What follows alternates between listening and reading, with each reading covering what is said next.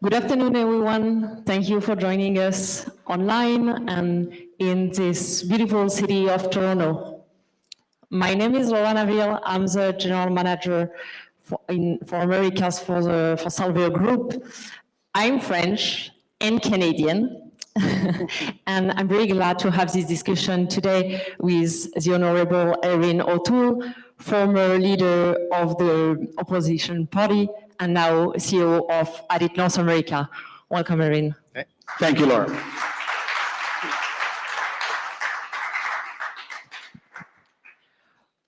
We are together for the next hour, and we will take time at the end for questions from online, but also questions from the room.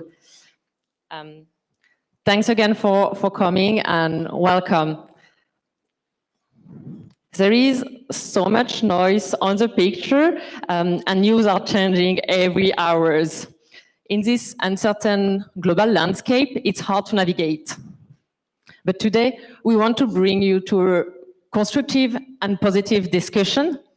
The relationship between Canada and Europe stands as a pillar of stability, opportunity, and shared opportunities.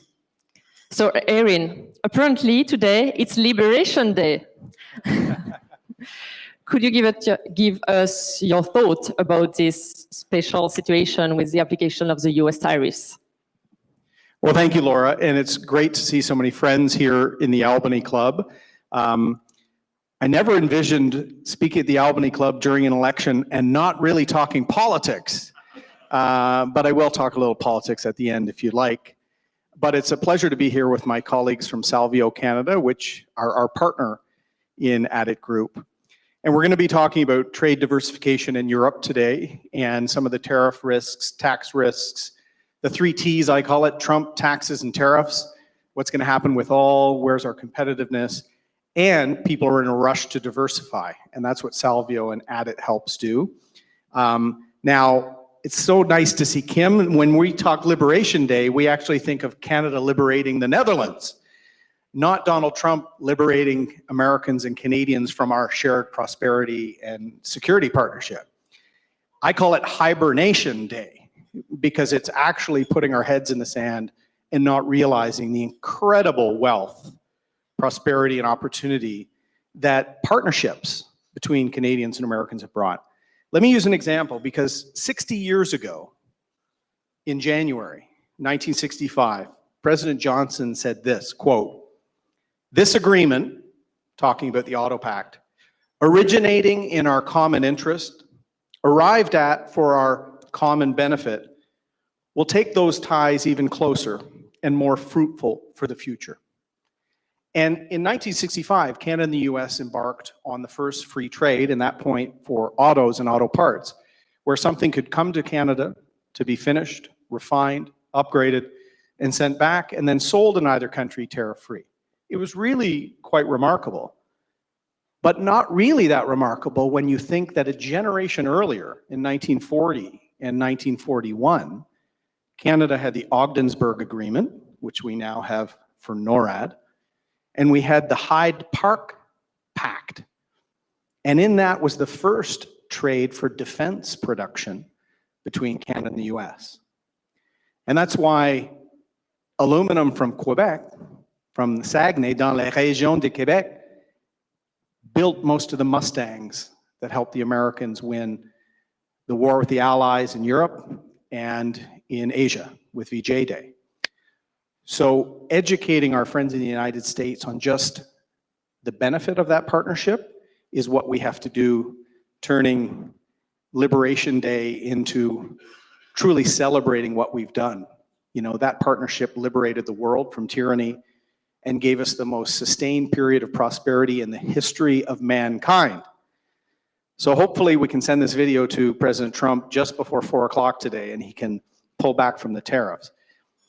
But if he does go with 25% tariffs across autos, across steel, aluminum, any of the two-way trade, we're going to see a massive recession, not just in Canada, but in the United States. We're going to see uncertainty and job loss, and we're already seeing it in terms of European investors that last fall were looking at investment opportunity in North America and are now pausing it because of uncertainty. So with this situation, What I think the next few months Canada should do is strategically retaliate, but not across the board.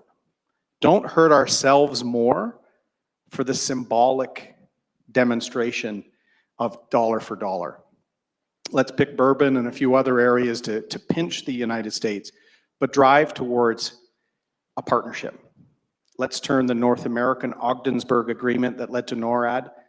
Let's build energy security into physical security. Let's build the Keystone Pipeline ourselves to secure oil and gas, critical minerals, uranium. Let's decarbonize the North American electricity grid together. So all of these things we should do over the next few months to drive tariffs down from 25% to 10% to going away. And then if Donald Trump does lower manufacturing corporate tax rates to 15%, just a decade ago, they were at 40% US taxes. We had a preferential corporate tax rate in Canada. We don't anymore.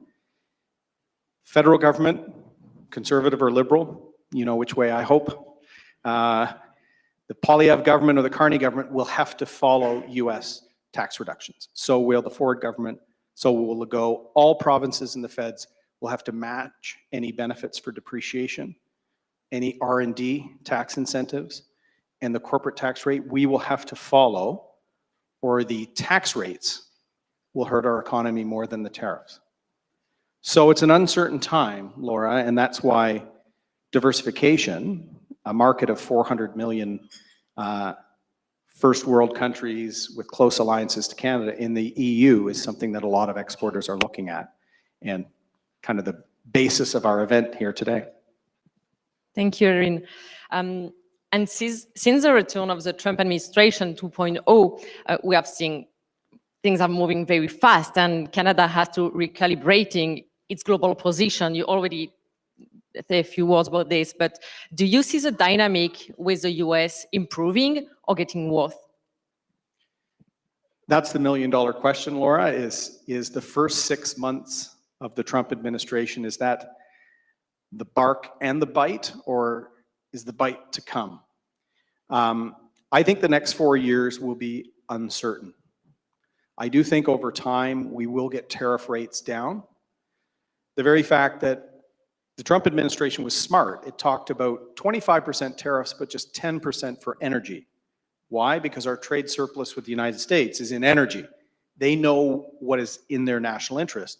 So we have to try and fight to get all tariffs down to 10% or less.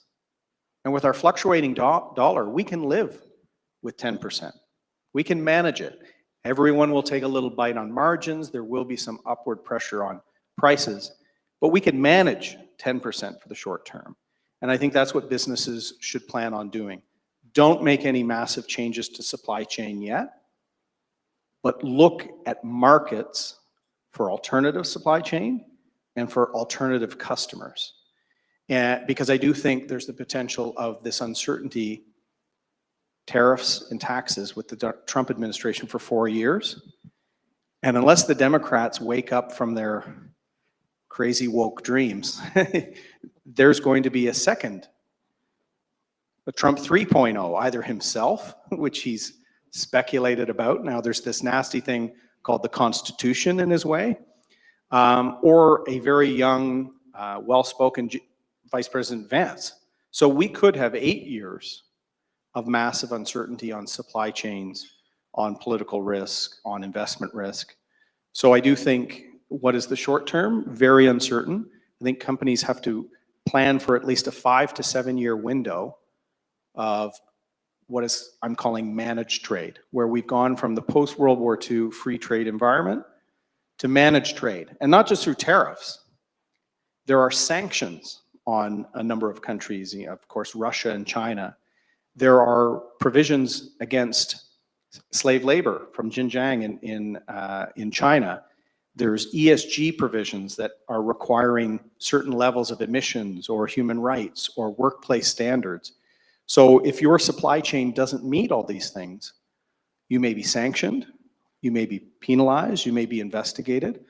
The good thing at it, with 140 countries where we cover and allow you intelligence on the ground, we can verify those supply chains. But the uncertainty with the Americans makes it a necessity for companies to diversify. And Europe, Indo-Pacific are the two areas that people are looking, and Salvio is present in both. Absolutely. Thank you. And of course, for each company, it's going to be different, and each company has to face different challenges.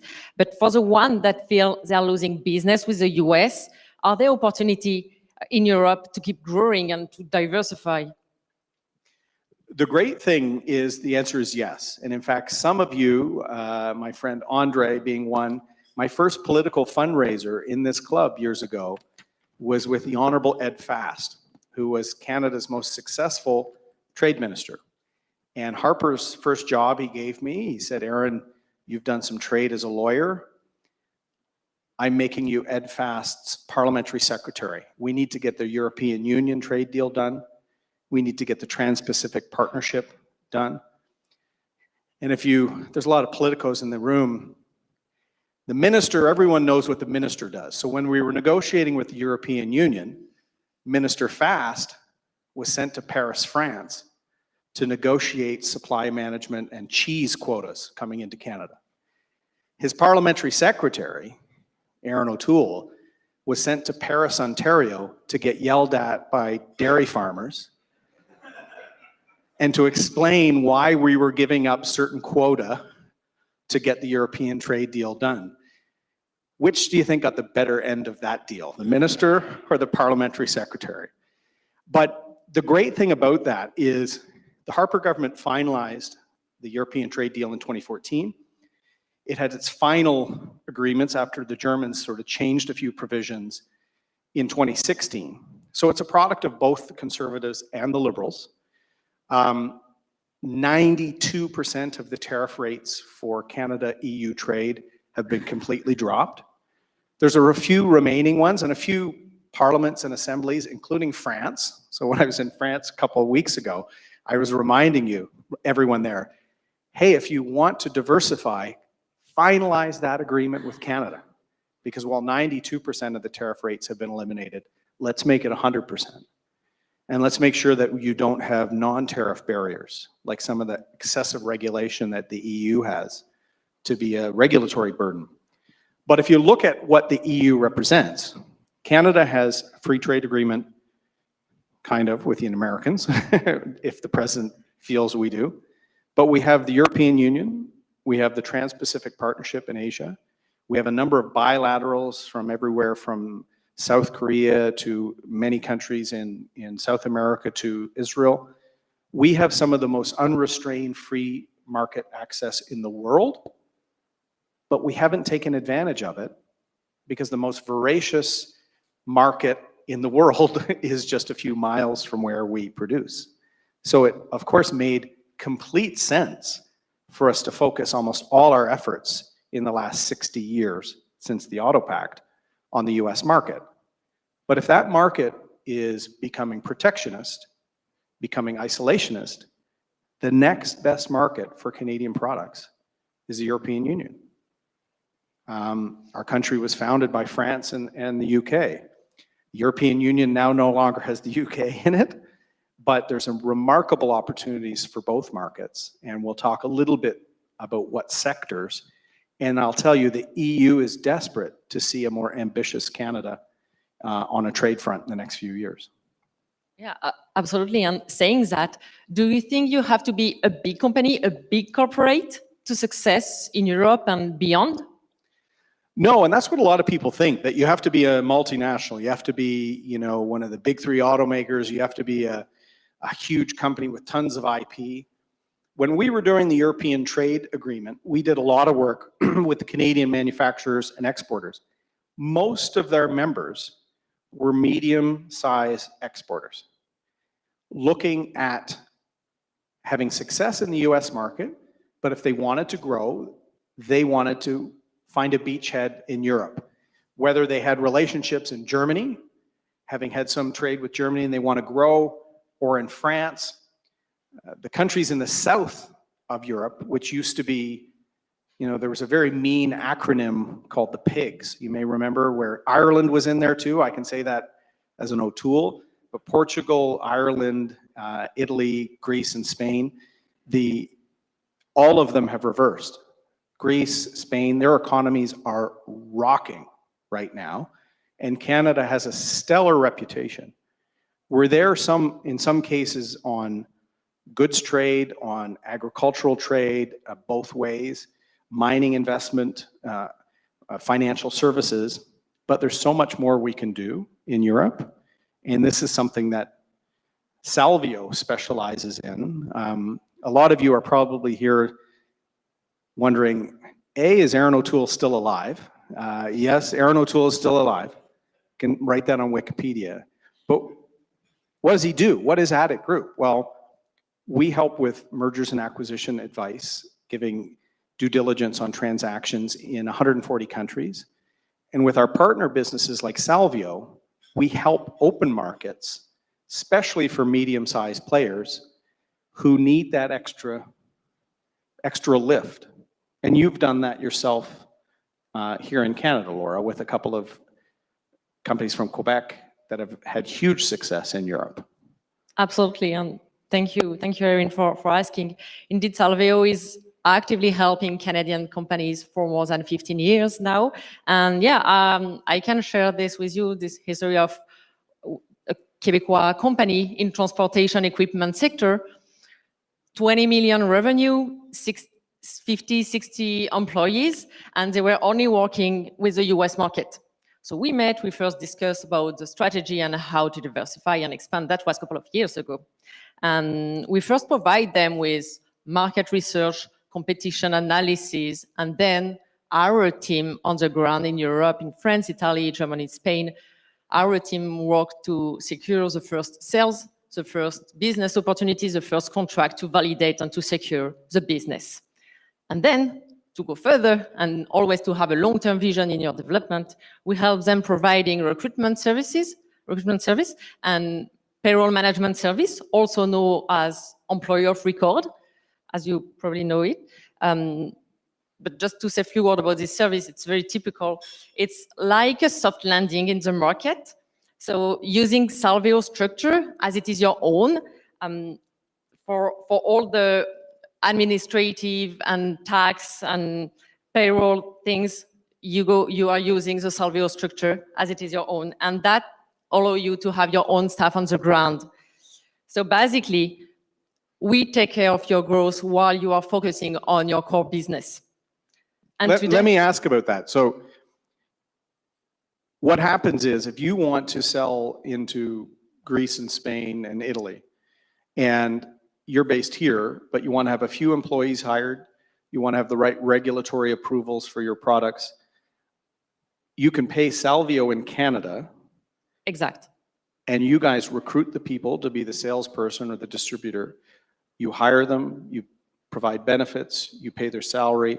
There's no need to create a subsidiary in that country. Salvio gives you a virtual subsidiary, right? Exactly.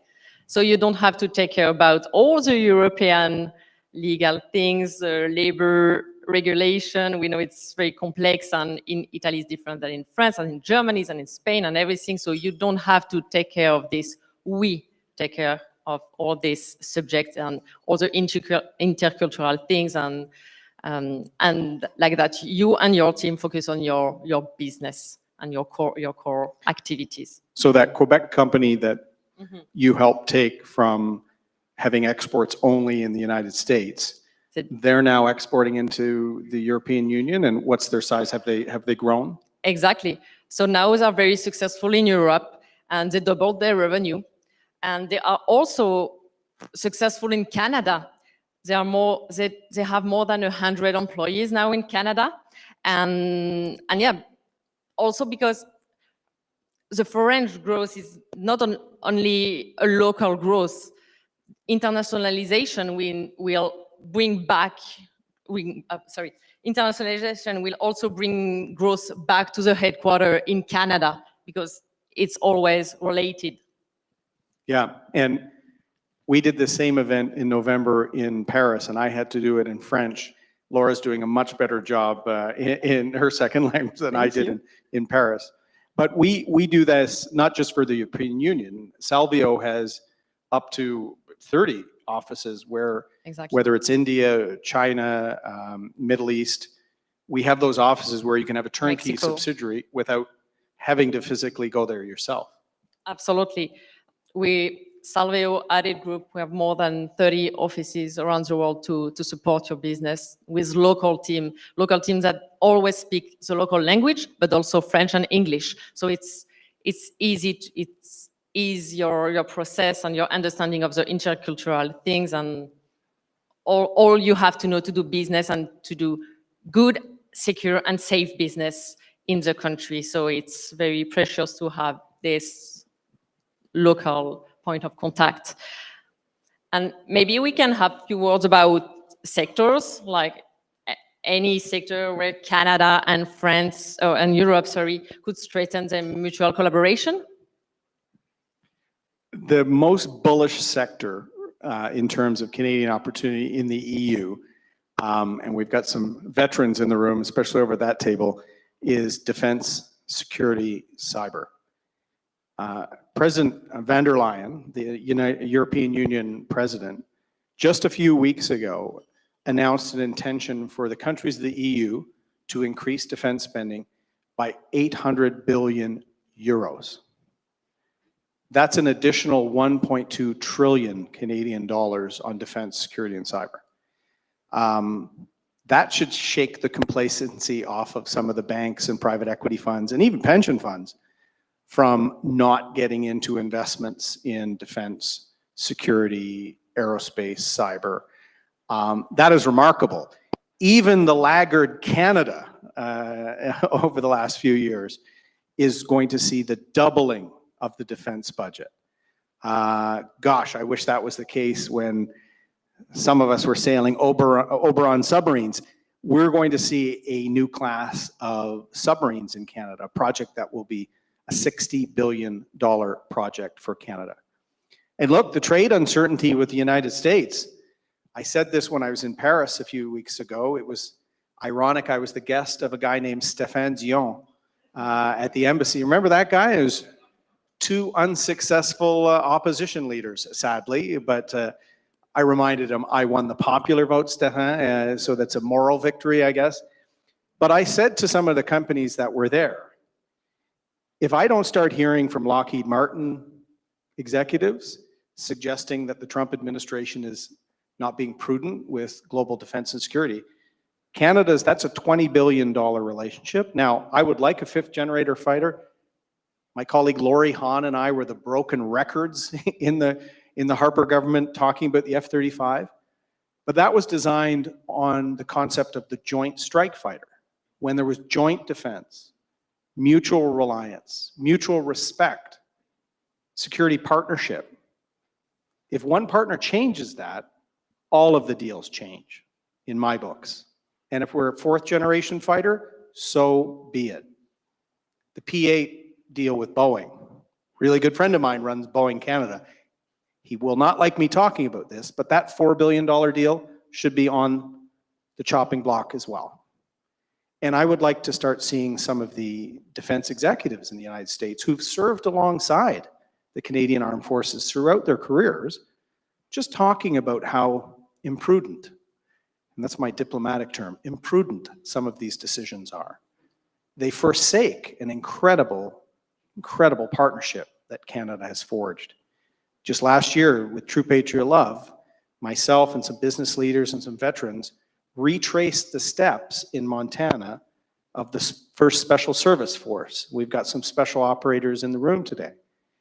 The first joint unit in the world of special operators, the Devil's Brigade.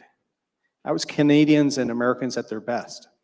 Tommy Prince, our most decorated Indigenous soldier, who clearly didn't have enough after World War II because he went to Korea as well. Incredible stories. Now, in recent years, we haven't stepped up, but our history is that we were actually the first from North America to help Europe in both wars. So I think if Canada can show a commitment to getting back to our steady, predictable, dependable ally, then the Americans should treat us as such. But if those defense agreements are up in the air, there's a lot of ability for Canada and EU and UK companies to do a lot in defense. The other is energy transition, green tech. Ontario is one of the world leaders in nuclear.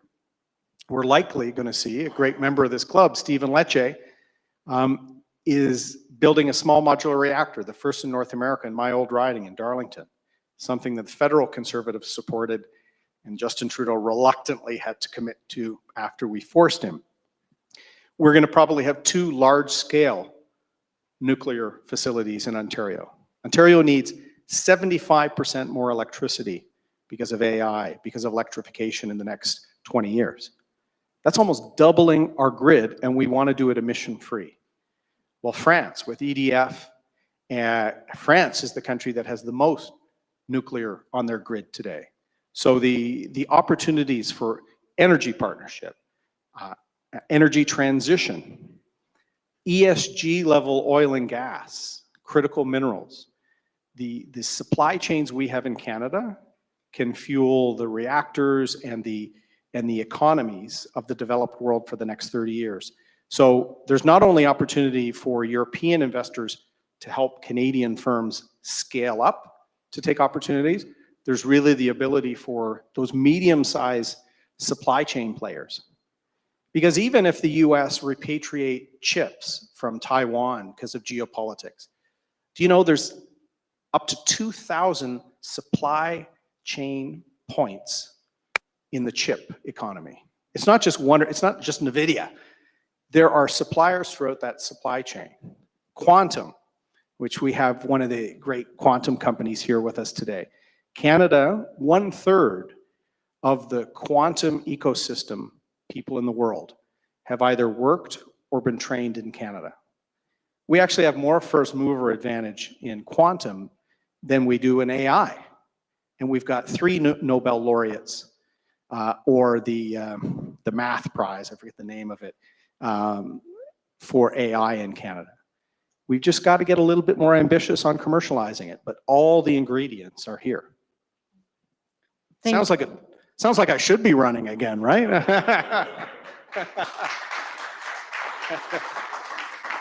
That wasn't a cue, but I appreciate it. Thank you, Erin. And yeah, saying that, like, what's your long-term vision for the future trade relation between Canada and Europe?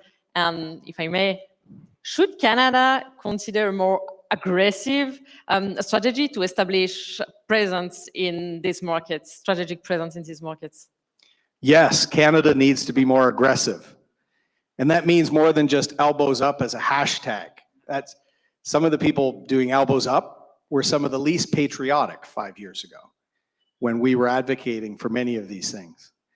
And when the press gallery in Ottawa used to look at me like this when I said, we need to make our NATO 2% target. Now I see columns saying we need 3.5%. I almost want to join the forces again. They're going to get pay raises. They're going to have nice equipment on bases.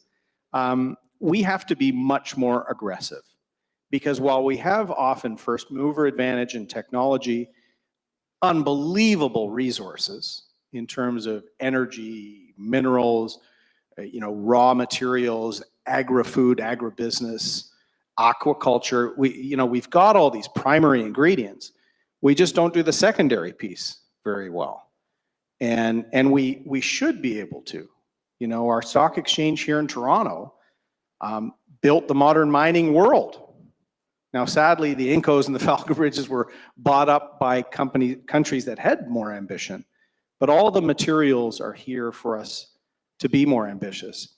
And having just been, as I said, we did this event, Le Pont Canadien, the Canadian Bridge. We did this event in Paris in the fall. And I was in France a couple of weeks ago. Europe and the world wants Canada to step up. They want to know, are you going to buy the subs or not? Because we actually want to open offices in the country. We want to bid for these things. Do you want into our supply chain for energy? Why aren't we seeing a more ambitious Canadian export strategy? Why aren't we seeing an industrial strategy that doesn't have some bureaucrat saying what's going to win, but we use the tax system to incentivize where the money should go to support the winners. Maybe even flow-throughs, right, David? You know, these are things that I think Canada has ready to deploy, and I can't stress it enough. As a proud blue conservative, I was actually happy to see Mark Carney go right away and say, okay, our neighbor is acting up. We have a lot of friends around the world. So I think it was good that he actually planted the flag with our two most historic allies, because they're worried about the United States just as much as we are. I love the fact that Foreign Policy magazine is now calling me to talk about CANZUK, an idea I talked about in 2017, Canada, Australia, New Zealand, UK. Maybe we should have an F for France in there somewhere. We couldn't ignite that degree of excitement a few years ago, but the more the United States becomes isolationist, the more the Western-based, rules-based system becomes gamed and forgotten by people, the more you're going to see countries desperate to build up historic alliances that may not have done levels of trade together of Canada and US levels, but have that aspiration. And I'll tell you, the welcome mat is out there. I know Vic Fedeli was just in Germany the last few days. India, the Indo-Pacific, Australia, Singapore, there's so much desire for Canada to step up and do more.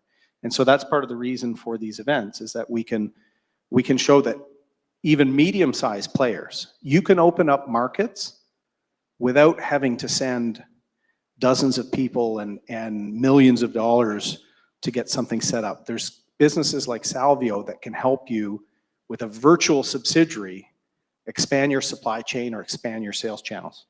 Exactly, helping companies step by step until opening a subsidiaries, but there is time for every step to do it in a secure way.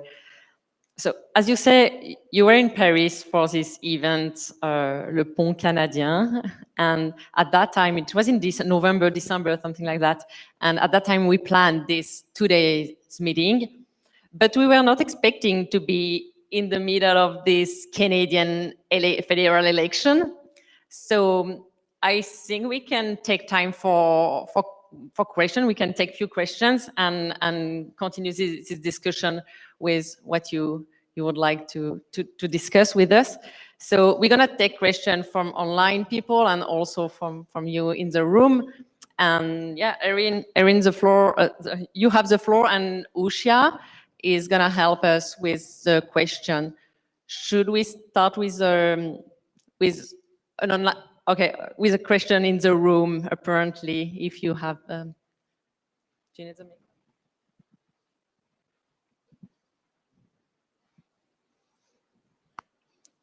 There. Oh, there's a question. I think she's getting the mic. Hi, Erin. Thanks very much. A very interesting talk. 2 months ago, the federal election that's going on right now was a foregone conclusion. I think it's fair to say. Now the Conservative Party is on the wrong side of a 25, 30-point swing. Now, I know that as the immediate past leader of the party, you have to be diplomatic. But I mean, it would be crazy not to have this opportunity for you to be here in this room and not ask for your take on what's going on, how did we get here, what can be done to turn things around, not just for this election, but elections for generations to come. Well, thanks, Dan. The Albany Club is full of some of the best political minds in the country, and you are one of them. And I'm lucky, you know, there's a bust of Sir John A. Macdonald in the corner, the founding Prime Minister of our country. I also led the party he did. It was a real honor of my life to lead the Conservative Party. And kind of like Sir John A. Macdonald, he died in office as Prime Minister. I was executed in office as leader. So I didn't get the state funeral and so forth. But one lesson I've learned that really has descended on the country from McDonald is put the vision first of the country. Put the country first always.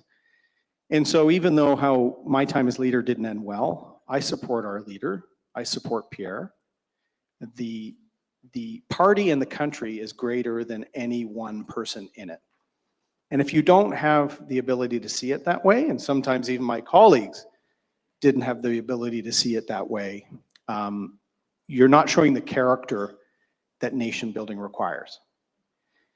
But at the same time, that delta of 30 points in this slide in the polls shows that our leader needs to put the country first. And that means talking about the existential threat that the United States presents on us. And that may mean ignoring some of the issues of frustration that maybe drove our rise in the polls, putting that aside for the well-being of millions of families. And I see that happening, and I want to see it continue, because Canada First needs to be what we all do for the next few years, potentially. And I also think this, I've had some Liberal friends of mine joking with me, that they should be sending me royalty checks for all the policies that Mark Carney is stealing from my campaign from 2021, when we were obsessed with vaccine mandates and the country was not ready to talk about the vision of the future. But the only thing different with this government right now is there's been one major ministerial change. Now, it's the Prime Minister, it's the First Minister has changed, but it's all the same people. And what does it say when Jonathan Wilkinson, who is against mining, against oil and gas, against energy, is now singing a different tune because one minister in that government has changed? What drives cynicism in politics? It's that. I think it's appropriate for, after 10 years, for governments to change. There's the old analogy that a government's like a diaper. After a while, you have to change her and it gets really stinky. We've seen that with the Trudeau government. And you can't change one minister and have the change that the country needs. So I'm a proud blue, but I also want that proud blue to really put the country first. And that's going to mean shelving some of the slogans, putting some of the issues that some people might want to talk exclusively about, and talk about a vision for the country that everyone can get behind. Because the Prime Minister of Canada, whoever they are, needs to lead everyone, not just the people that vote for you, and not just the people that follow you on social media.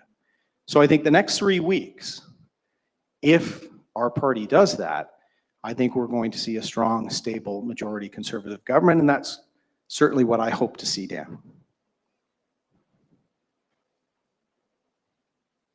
You can applaud there if you'd like. Yeah. Any trade with Europe questions? We're going to take a question from the online session. This is a question for Salveo. Is there a minimum size of business for Salveo to provide those services?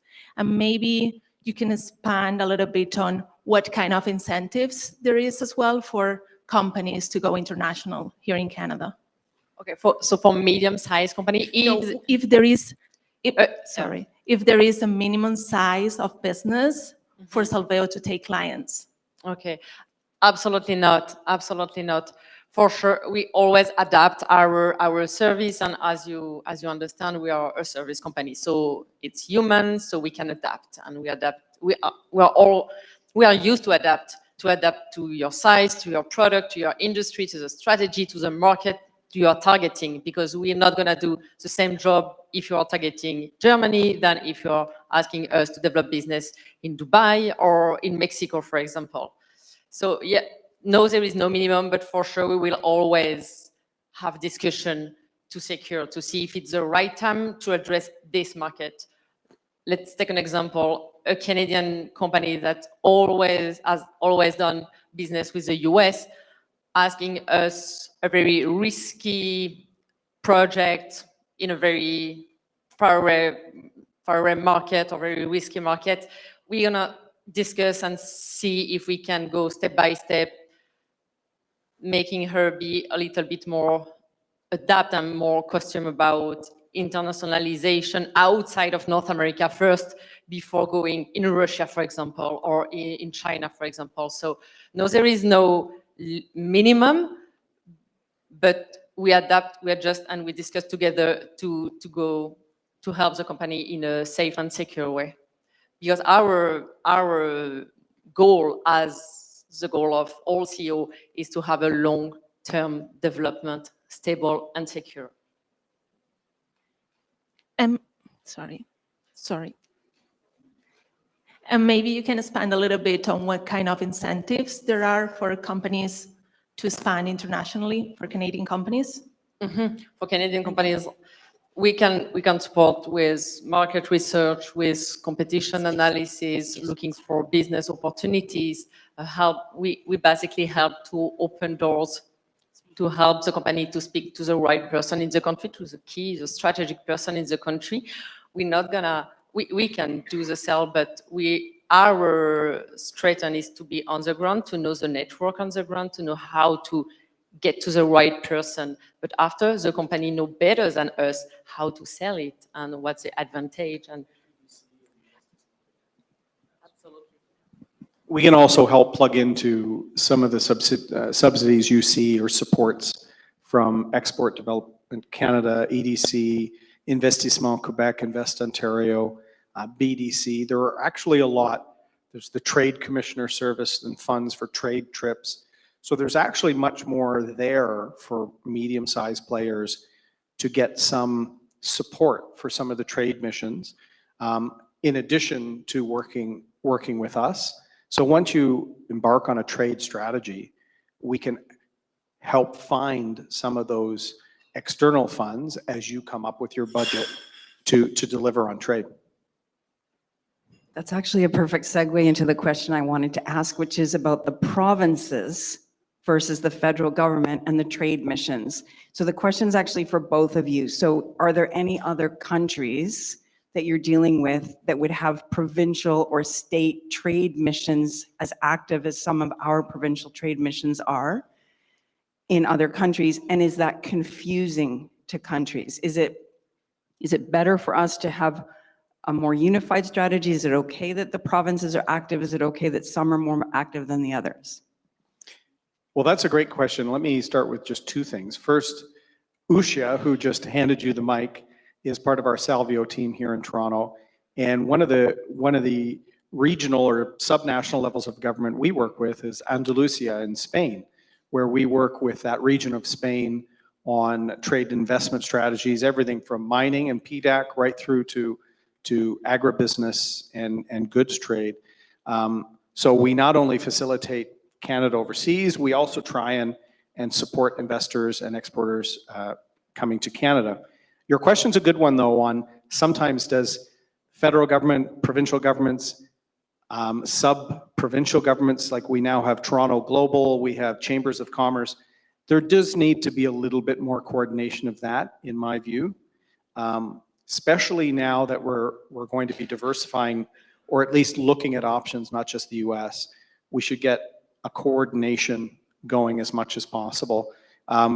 In the last year, because of the challenges the federal government has had, Vic Fideli in Ontario has been a machine growing markets and growing opportunities. And I think the provinces have also, in many cases, have delegates in some parts in the UK or in France.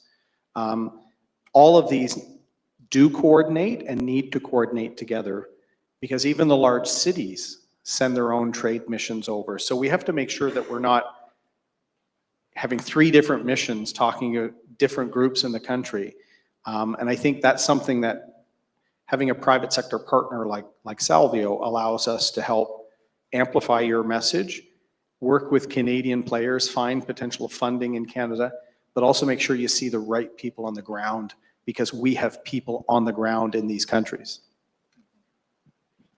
Thank you, Erin. Yes, indeed, all the private sector needs to work with the institutional sector, the public sector, and this is what we provide also with our in-country teams, the connection to the institution, to all the public sector, which is absolutely necessary when you do business, wherever it is, even in Canada, but also in French market. So yeah, absolutely. Thank you for the question. Just to circle back on what you were mentioning, I'm actually organizing a trade mission in the aerospace. So if any of you are working on that sector, please do not hesitate to talk to me at the end of the talk. And then there's another question over here. This is a question for Erin related to the election. When it comes to Quebec, do you think that this renewed sense of Canadian patriotism presents a major challenge to the Bloc? And what do you think about Carney's ability to speak French and refusing to do the TVA debate? Well, there's a lot there. I think that, in fairness, the TVA debate this year tried to make money on the debate by charging all the sides, and they gave the Liberals a perfect out. I don't think we had to pay to be in that debate last time. And so that gave someone an easy out. I actually, even though it was in my second language, the TVA debate had a better format than the silly debate commission that Mr. Trudeau started, where I only really got one exchange with Justin Trudeau, and we drew, flip coins, and I got environment for my one exchange with Trudeau, not necessarily our strength at the time. The TVA was, you were fast to fast, you actually faced off one another. There was much more real debate. So I do think it's a regret. I think Mr. Carney would have had a lot of trouble in that debate. I was talking to a former Harper Caucus, our cabinet colleague, last night, and we were remarking, like, the odd time I'd be in a scrum, and when you're thinking about in your second language the best way to say something, sometimes you hesitate. But myself, Scheer, ministers like Moore and Kenney and Harper, there was never a question that we didn't understand the question. It's sometimes we didn't have the smoothest path to the answer. There's times I'm not sure Carney understands the question. And I would love to see a real TVA debate, because that would be very clear. So I think unfortunately, Mr. Pellado gave them an out by trying to charge each party for it when there is a French and an English debate with the commission. But that will be interesting. The debates are late in the process, so we have to really make sure that we're putting our national vision forward and speaking to the times, rising to the occasion of the times, which I think we're starting to do. The one thing I'll say about Quebec is it's fascinating. So you've probably got the worst French speaker since Pearson, but because of Donald Trump, Quebecers are looking at their economic interest. And if some sovereignists were always complaining they didn't get their fair share in Canada, I don't think that's accurate, but sometimes they didn't think they got, what are they going to get in a Donald Trump North America, right? So now they're saying, whoa, we're quite worried here. And very quickly, economic issues are replacing cultural issues in a way that hasn't been seen before in Quebec, I think. And for us, the remarkable collapse of the NDP is also not great. So we saw that a bit during the pandemic when polls showed that, rightly or wrongly, most Canadians thought the Trudeau government managed the pandemic fairly well. And because they were doing the CERB program and just spending your money like a fire hose, paying 15-year-olds not to work, like it was crazy. But they almost created a universal basic income with the CERB. So for a while, the NDP was irrelevant because the Liberals were just spending so much money. And so, some of our team were constantly watching that, because you lose a few of the splits, things change dramatically. So I'm I'm praying for a good second half of the campaign for Mr. Singh, for him to come out of just a brutal run lately. And we'll have to see if the Bloc can convince people that they can park their vote with them and still be fine on the economy. It's very hard for the Bloc to make their case in this environment.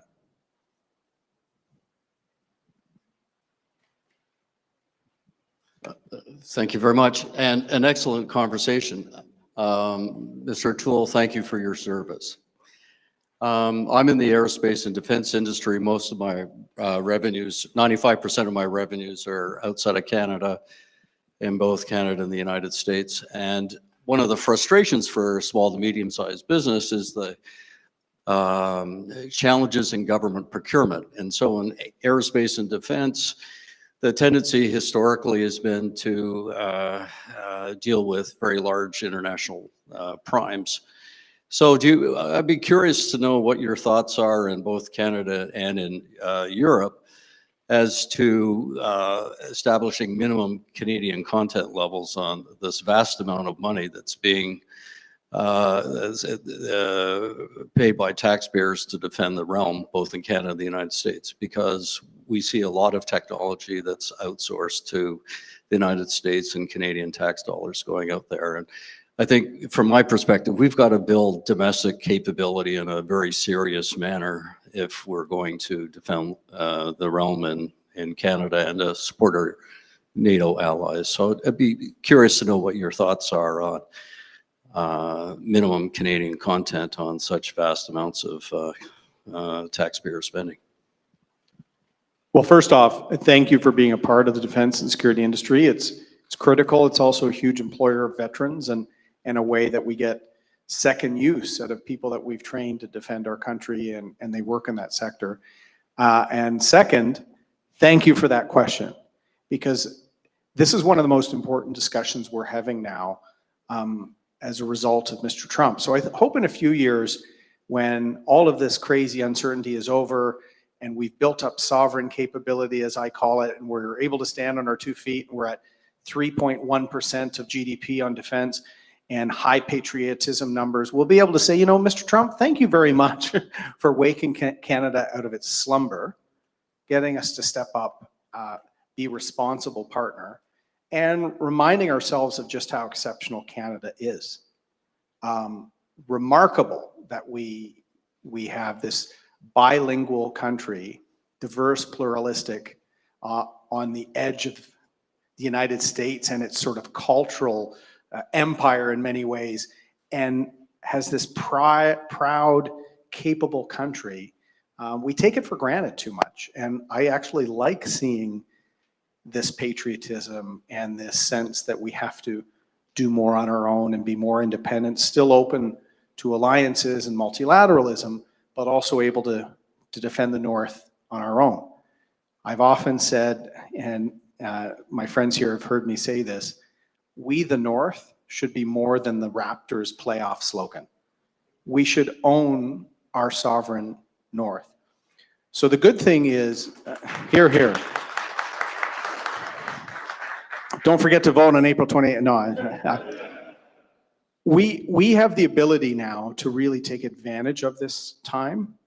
I'm going to be involved in an event with CG in the coming months. We're just finalizing it now on sovereign capability. We should be able to not just build satellites, which MDA and the Canada arm, we have great space industry. We should be able to launch our own satellites. And a member of this club is actually behind Maritime Launch, a proposal in Nova Scotia, as you may know. We need to participate in all aspects of space, because if the proprietor of X suddenly doesn't want to send one of our satellites up, we need to be able to do it ourselves.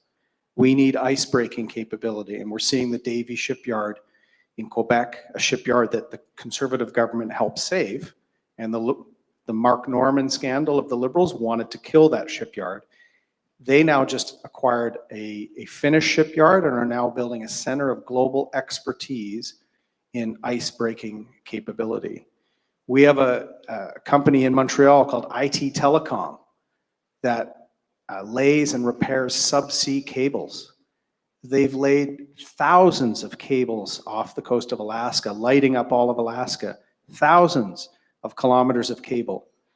How many kilometers has this Canadian company laid or repaired in Canada's north? 0. So there's now a sense that this sovereign capability, which is what you're talking about, not only needs private sector participation, but it needs government support in terms of a sovereign capability fund or a NATO fund where it can provide a little incentive that then allows the private sector to deliver some of this capacity. I think that's the way to go.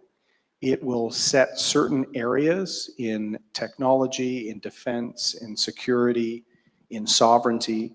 And there's so much interest in this subject now that there's going to be a couple of conferences planned for Canada right after the new government is elected, whichever party, to basically say the private sector is stepping up. A group of tech leaders had a conference yesterday called Build Canada. There's a number of these initiatives that have finally, the corporate community is finally waking up to defense and security. Now, some of us in here who were veterans knew about it, or you were in the sector, but I think you're going to see more of the capital markets say, not only is this the right thing to do for our country, there's going to be great returns if Canada's doubling its defense budget and Europe is spending $1.2 trillion on their industry in the next 20 years, building in ITBs, industrial technology benefits, or they used to be called industrial regional benefits. That has to be a key element of it. And I'll tell you, Europe is already talking that. They want to see Canadian plans for technology benefits. So if there is 60 billion on a submarine program, you know, how can the Canadian arm service and provide back end and support for a global fleet? That's what we should be looking at. So I think the next few years are going to be very good for your sector.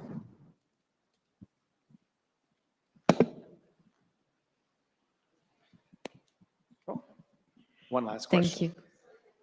Thank you. I don't know if we have time for a last question. Well, always. Do we have time for? Yeah. Okay. Let's take a last one. Let's go. I'll try not to talk too much. If you had a magic wand and advised the governments, it takes us such a long time to build mines. It takes us such a long time to build infrastructure. It takes us such a long time to do anything here in Canada. What would your advice be to any level of government to wave that magic wand and make things happen? Another great question. And this is something that I think now the public support is there for. We need hyper accelerated approvals for projects that are in the national interest. And this isn't just pipelines, which is usually the debate we have. This is transmission lines. This is a development of a critical mineral mine. And so not only can there be this strategic infrastructure fund or sovereign capability fund that will help incentivize the private sector to free up capital for it, we need to whether have a summit on this or the next government needs to bring all levels of government together and Indigenous leaders to basically say we need to hyper accelerate these projects. That means one approval. There's been talk about this going back to my time in the Harper government, but not everyone was on the same page. Now they are. We need one approval, and capital needs certainty on when they're going to start to get a return on investment on these projects. Right now, for mines in Canada, it's like 18 years. You're not going to get any private capital for that. But if we told them it's going to be 4, and there's no reason why it couldn't be, that's what the next government will need to do. And I'll tell you, there's an amazing group that I worked with when I was leader. They were just getting started, called the First Nations Major Projects Coalition. Has anyone heard of the First Nation Major Projects Coalition? Check them out on LinkedIn. They're amazing. They're, you know, First Nation leaders from across the country, backgrounds like lawyers, bankers, tech gurus, and there's such an interest in making sure that the next generational transfer in Canada with Indigenous peoples is not trauma, but wealth. They don't want to stop projects. They want these projects to have equity participation or job and training participation. I've said that, I was saying this to my cabinet colleague last night when he called from BC. I said, can you imagine if that group existed back in the Harper government? You know, we had hunger strikes and we had a thing called Idle No More, where other groups were using First Nation issues as a way to stop projects. Now, it's the First Nation leaders themselves telling the groups opposing these projects to get out of the way because they want to participate fully in the opportunity of Canada. So I think there's a window. When I see Premier Legault in Quebec, someone that I developed a friendship with, but we used to fight a little bit on a big liquefied natural gas project in Saguenay that I wanted him to approve and he didn't. He's now advocating for that project. So politicians that were a little timid before now see the social license because the polls are saying we need to get things done in Canada. There's another conference that the Ivy Foundation is looking at having, and they want me to speak at that too. I should start charging for these things. And they want to call it, as soon as they told me the name of the conference, I said, I'm in. They want to call it the Get Shit Done Conference. Doesn't Canada need an injection of that?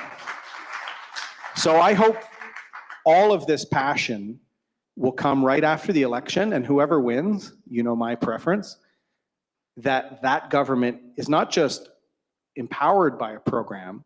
Those groups like Build Canada and others should have a scorecard every 6 months. Not good enough.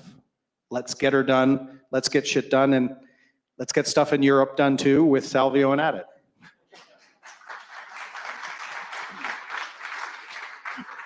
Thank you very much, Erin. We don't have time for any question, and so sorry for that. Thank you very much for all your relevant question. I know we still have question online, and Salvio ADIT's team will take time to answer and to continue the discussion with the one who need to know more. Maybe it's time to conclude. So in conclusion, I think we all agree that diversification it's just not a strategy, it's a necessity. And Canada and Europe have a unique opportunity to strengthen the partnership, reducing the reliance on traditional markets. And remember, you're not alone to do that.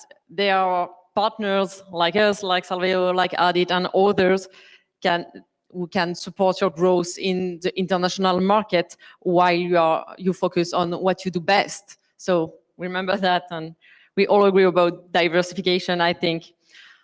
I would like to thank you, all of you, for coming, for joining us online.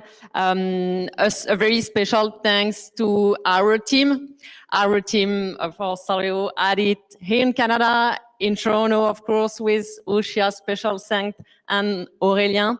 Our team in Montreal, in Vancouver, in Ottawa, in Paris, and all around our more than 50 offices around the world that are here to support you. So feel free, don't be shy. We are here to help and to have this discussion. And another special thanks to one of our historical partners, the French government, Business France, who is today representing by one of the person here in the room. So thank you very much for all of you for joining, and thank you, Erin, for this very relevant and thoughtful discussion. That's very interesting, and it allows us to think a little bit out of the box as well. So thank you very much for this discussion. Merci à vous, Laura. Thank you.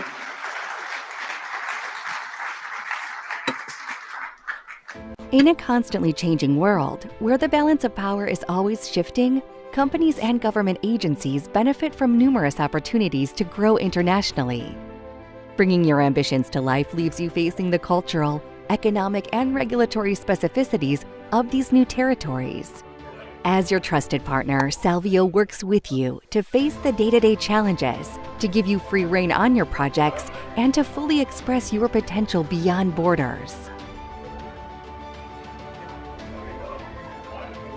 A subsidiary of ADIT Group since 2013, Salvio's team works with you in more than 170 countries, regardless of your business sector. Our ambition? To support you at every stage of your development. Salvio helps you build accelerated, secure, and sustainable growth strategies, no matter your sector and target territory. Salvio provides you with efficient local structures and a reliable and competent team. Salvio identifies the best local partners for you to enhance your local development. For 30 years now, Salvio's team has been taking care of the growth of more than 6,000 clients all over the world. Don't wait any longer to explore new horizons. Salvio, we care for your growth.